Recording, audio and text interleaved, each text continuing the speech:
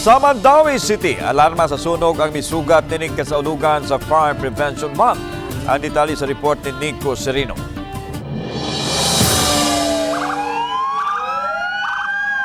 Insaktong alas 12 sa udto kaganiha, gipatingog sa Mandaue City Fire Station ang tanan nilang mga trucks ug emergency vehicles.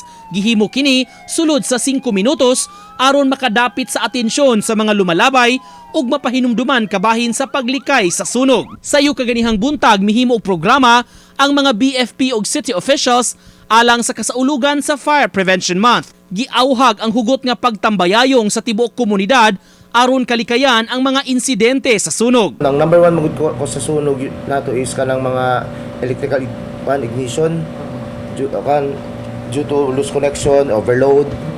Mao lang sa statistic nato, check yun nato pirmi ang ato ang mga electrical ang mga appliances before ta mulakaw, especially ang mga connections kung loose. Apan kaganihang kadlawon, usa ka alarma sa sunog ang nisugat sa Fire Prevention Month celebration.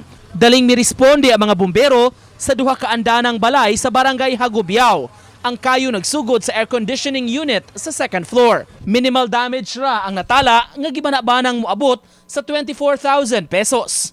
Ang cause sa sunog is due to electrical ignition, due to loose connection.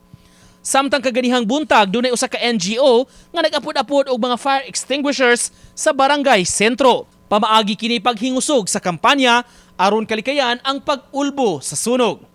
Uban ni Edward Tubilan, Nico Sereno, Balitang Bisdak.